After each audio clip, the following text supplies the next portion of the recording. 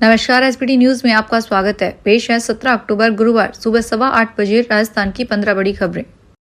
Supreme court में lady of justice यानी न्याय की देवी की नई मूर्ति लगाई गई है। इस मूर्ति की आंखों से पट्टी हटा दी गई है, जो अब तक कानून के अंधे होने का संकेत देती थी।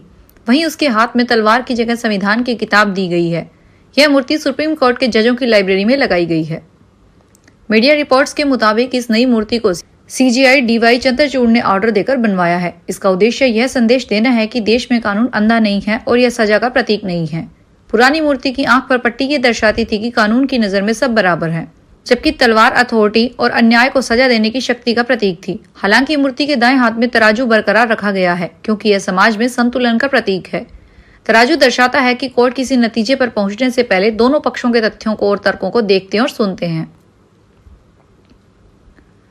दिल्ली विधानसभा चुनाव के मद्देनजर दिल्ली स्थित आप पार्टी के हेडक्वार्टर पर पार्टी नेताओं की बैठक हुई। इसमें आप के राष्ट्रीय संयोजक अरविंद केजरीवाल, सीएम अतिशी, मंत्री सौरभ भारद्वाज, मंत्री गोपाल राय और पूर्व उप मुख्यमंत्री मनीष सिसोदिया शामिल रहे। आपने अपने जनसंपर्क अभियान की बुधवार को शुरुआत की। राजस्थान में उपचुनाव की घोषणा होते ही बीजेपी और कांग्रेस में हलचल तेज हो गई है। दोनों दलों में उपचुनावों के लिए तैयारियां अंतिम चरण में है। वहीं दिल्ली में पार्टी स्तर पर प्रत्याशियों के नाम फाइनल करने पर मंथन चल रहा है। वहीं सियासी गलियारों में चर्चा है कि कांग्रेस में 4 सीटों पर तो नेताओं के परिवार में ही किसी को टिकट दिया जा सकता है। बाकी 3 सीटों पर पार्टी किसी नए उम्मीदवार की तलाश में है। दरअसल रामगढ़, दौसा, झुंझुनू और देवली, उनियारा, खींवसर, 84 और सलुम्बर सीटों पर उपचुनाव होने जा रहा है। इसमें से भाजपा के पास केवल 1 सीट थी, वहीं कांग्रेस के पास 4 सीटें थी। इसके अलावा 1 सीट बाप और 1 सीट आरएलपी की है। सूत्रों के मुताबिक 7 में से 2 सीटों पर टिकट परिवार के पास जाना लगभग फाइनल है। झुंझुनू में ब्रिजेला ओला के परिवार को टिकट और रामगढ़ में जुबेर खान के बेटे को मैदान में उतारने की पूरी तैयारी है। वहीं परिवारवाद वाली दौसा सीट पर मुरारी लाल मीणा ने अपने परिजनों को चुनाव लड़ाने से मना कर दिया है। श्रीगंगानगर के पुरानी आबादी में लीला धर्मशाला के निकट रहने वाले और पंजाब में एक्सिस बैंक की एक शाखा में मैनेजर मुकेश को हनी ट्रैप करने वाले गिरोह की मास्टरमाइंड युवती पुलिस की गिरफ्त में आ गई है। सदर थाना पुलिस के अनुसार लगभग 1.5 महीने से फरार जसप्रीत कौर उर्फ राजदीप को मुक्तसर जिले में लंबी थाना क्षेत्र में गांव तपाखेड़ा से गिरफ्तार किया गया है। उसे अदालत में पेश करने पर न्यायिक हिरासत में भेज दिया गया। इस मामले में पूर्व में पाल सिंह सोनू, किरणदीप कौर को गिरफ्तार किया जा चुका है, जो कि न्यायिक हिरासत में है। राजस्थान के नगरीय विकास एवं स्वायत्त शासन मंत्री झावर सिंह खर्रा ने पूर्ववर्ती कांग्रेस सरकार पर बड़ा आरोप लगाते हुए कहा कि अशोक गहलोत सरकार ने स्थानीय निकायों के माध्यम से पट्टे वितरित करने में 13 लाख करोड़ रुपए का घोटाला किया है। पट्टा लेने के नाम पर राजस्थान की जनता की जेब से करीब 13.5 लाख रुपए निकले, लेकिन सरकारी खजाने में महज 7,000 करोड़ रुपए ही जमा हुए। कांग्रेस प्रदेशाध्यक्ष गोविंद सिंह डोटासरा के राज्य सरकार को यू टर्न वाली सरकार बताने वाले बयान पर बीजेपी प्रदेशाध्यक्ष मदन राठौर ने पलटवार करते हुए कहा, हमारे और कांग्रेस में बड़ा अंतर है। कांग्रेस नेता एक दूसरे को नकरा, निकम्मा और न जाने क्या क्या बोल देते हैं, लेकिन हमारे यहाँ एक दूसरे की टांग खिंचाई नहीं करते हैं। हम आपस में समन्वय रखते हैं। हमारे एक मंत्री की छोटी सी चिट्ठी पर दूसरे से कितना सम्मान दिया, यह कोई कम बात है क्या? कांग्रेस प्रदेशाध्यक्ष गोविंद सिंह डोटासरा ने कहा कि लोगों की जुबान पर यह सर्कस है जो यू टर्न सरकार बन गई। यू टर्न सरकार इसलिए बन गई क्योंकि यह एक भी फैसला लागू नहीं करवा पा रहे। 100 दिन में ट्रांसफर पॉलिसी को लागू करने पर यू टर्न लिया, अंग्रेजी मीडियम को हिंदी मीडियम में कन्वर्ट करने पर यू टर्न लिया। दौसा जिले के मेहंदीपुर बालाजी पुलिस थाने में तैनात एक एएसआई को दुकान के सामने रखे सामान को बिखेरना भारी पड़ गया। मामला 15 अक्टूबर को दोपहर करीब 3 बजे का है। इसकी शिकायत पर एसपी ने एएसआई को बालाजी थाने में लाल सोट ट्रांसफर कर दिया, जिसके बाद से ही पूरा घटनाक्रम सुर्खियों में बना हुआ है।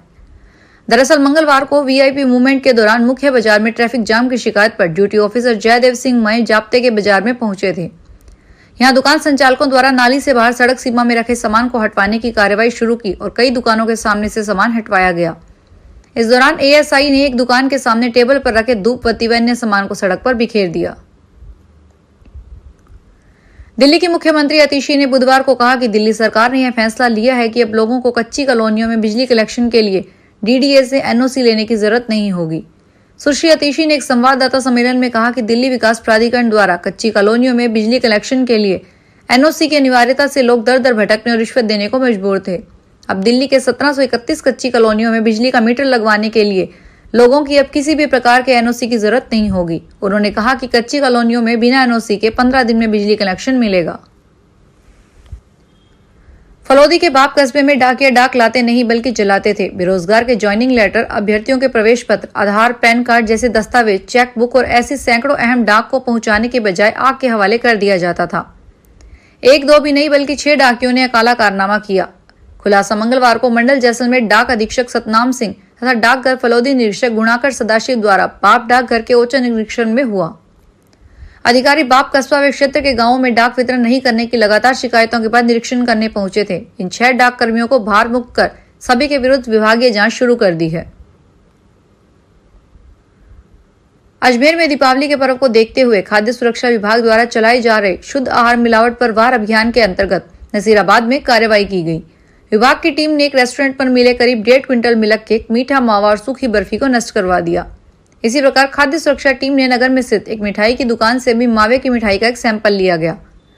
मुख्य चिकित्सा एवं स्वास्थ्य अधिकारी डॉक्टर ज्योत्सना रंगा के अनुसार खाद्य सुरक्षा टीम ने बुधवार को मिलावट रोकने हेतु प्रभावी कार्रवाई करते हुए नसीराबाद बस स्टैंड के बाहर स्थित मामा रेस्टोरेंट पर कार्रवाई की। टीम को मौके पर 100 किलो खराब मिल्क केक, 30 किलो मीठा मावा और 20 किलो पुरानी सूखी बर्फी जो कि प्लास्टिक के कट्टों और एक बंद पड़े फ्रिज में रखे हुए मिले। जयपुर के करधनी थाना पुलिस ने एक व्यक्ति की शिकायत पर मोबाइल चोरी कर ऑनलाइन 3.5 लाख रुपए निकालने की एफआईआर दर्ज की है। पीड़ित ने मोबाइल चोरी की जानकारी पुलिस तक नहीं पहुंचाई और मोबाइल को बंद करने में समय लगाया, जिसके कारण आरोपी ने मोबाइल के लॉक तोड़े। फिर बैंक खातों से आरोपी के 3.5 लाख रुपए निकाल लिए। पीड़ित को पैसा निकालने की जानकारी जब मिली तो पीड़ित ने करगनी थाना पुलिस को जानकारी दी। करगनी थाना पुलिस ने पीड़ित की शिकायत एफआईआर दर्ज कर ली है। करगनी थाने की जांच अधिकारी एएसआई भूपेंद्र सिंह ने बताया कि पीड़ित दिनेश चंद्र सैन कुमावत कॉलोनी खातीपुरा के निवासी हैं। सीकर शहर में असामाजिक तत्वों द्वारा टैक्सी चालकों से अवैध वसूली करने सहित विभिन्न मांगों को लेकर बुधवार को सीकर में सीकर ऑटो रिक्शा चालक यूनियन के द्वारा आक्रोश रैली निकाली गई, जो शहर के एसके स्कूल खेल ग्राउंड से शुरू होकर विभिन्न मार्गों से होते हुए पुलिस अधीक्षक कार्यालय पहुंची, जहां पर जिला पुलिस अधीक्षक भुवन भूषण यादव को ज्ञापन दिया गया। सीकर ऑटो रिक्शा यूनियन के अध्यक्ष राम अवतार सैनी ने बताया कि सीकर शहर में बस डिपो तिराहा, बजरंग कांटा, सालासर बस स्टैंड सहित अन्य इलाकों में करीब 8 से 10 लोग हर ऑटो स्टैंड पर बैठे रहते हैं और अपने हाथों में वह कॉपियां रखते हैं। जब टैक्सी चालक लाइन में लगने के लिए इन्हें पैसा देता है, उसके बाद ही टैक्सी को लाइन में लगाते हैं। बिना लाइन के वहां कोई भी टैक्सी चालक सवारी नहीं बैठा सकता। बूंदी जिले में आगामी 18 से 20 नवंबर को आयोजित होने वाले बूंदी महोत्सव 2024 के आयोजन को लेकर जिला पर्यटन विकास समिति की बैठक बुधवार को जिला कलेक्टर सभागार में जिला कलेक्टर अक्षय गोदारा की अध्यक्षता में हुई। इसमें बूंदी उत्सव आयोजन को लेकर व्यापक विचार विमर्श किया गया। बैठक में महोत्सव के तहत आयोजित होने वाले कार्यक्रमों के लिए समितियां गठित करने का निर्णय लिया गया। बैठक में जिला कलेक्टर ने निर्देश दिए कि बूंदी महोत्सव कार्यक्रमों को भव्य बनाने के लिए रोड मैप बनाया जाए। कार्यक्रमों में मंडन कला, heritage walk, wildlife trekking, घोड़ा दौड़, परंपरागत वेशभूषा, वाइल्ड लाइफ पेंटिंग गतिविधियों को शामिल करने की योजना बनाए। जयपुर में बारिश के बाद सड़क किनारे लगे पेड़ों की छटाई का काम अब तक ग्रेटर नगर निगम ने शुरू नहीं किया है। उनका खामियाजा वाहन चालकों को उठाना पड़ रहा है।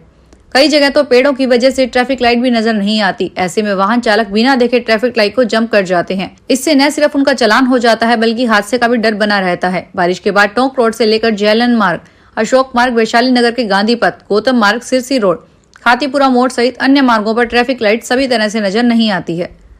निगम की उद्यान शाखा पेड़ों के रखरखाव की जो निविदा निकालती है, उसमें एक वर्ष में 12 बार पेड़ों की छटाई का प्रावधान होता है। ठेकेदारों को फायदा पहुंचाने के लिए यह काम शाखा के अधिकारी नहीं करवाते। श्रीगंगानगर में लक्कड़ मंडी रोड पर हरियाणा भवन के नजदीक एक ई मित्रा एंड मनी एक्सचेंजर के ऑफिस में मंगलवार दोपहर को बाइक पर आए 3 अज्ञात युवक एक बैग चोरी कर ले गए, जिसमें 2,95,000 रुपए और 1,70,000 रुपए भारतीय मुद्रा के मूल्य की विदेशी करेंसी थी। घटना की सूचना मिलते ही पुलिस मौके पर पहुंची। ऑफिस में सीसीटीवी कैमरे नहीं है, लेकिन अगल बगल की दुकानों में कैमरे चेक करने पर 3 संदिग्ध युवक दिखाई दिए, जिससे पुलिस तलाश कर रही है। जवाहरनगर थाना पुलिस के मुताबिक राजेंद्र गोयल द्वारा दी गई रिपोर्ट के आधार पर मुकदमा दर्ज किया गया है। फिलहाल इस बुलेटिन में इतना ही। फिर हाजिर होंगे बड़ी खबरों के साथ। सांध्या मोटर टाइम्स की मीडिया पार्टनरशिप में श्रीगंगानगर में इस बार लगने जा रहा है प्रॉपर्टी बिल एक्सपो, और ये लगेगा अग्रवाल ट्रस्ट, हनुमानगढ़ मार्ग, बालाजी धाम के पास, श्रीगंगानगर में 18 से 20 अक्टूबर को शुक्रवार, शनिवार और रविवार को प्रातः 10 से रात्रि 8 बजे तक।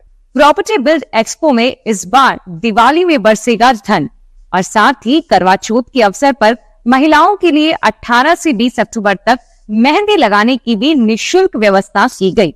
इस एक्सपो में श्रीगंगानगर शहर व अन्य शहरों में प्रॉपर्टी, मकान, दुकान, कोठी खरीदने और बेचने का मिलेगा आपको एक ग्रीन अवसर। और एक्सपो में आने वाली महिलाओं के लिए बिल्कुल फ्री में मेहंदी लगाई जाएगी और इस एक्सपो में मिलेगा आपको अपने मनपसंद की प्रॉपर्टी खरीदने का और बेचने का भी मौका। इस एक्सपो में एंट्री बिल्कुल निःशुल्क रहेगी, तो जल्दी जल्दी आइए और विजिट कीजिए इस प्रॉपर्टी बिल्ड एक्सपो को। Thank you so much for watching. धन्यवाद।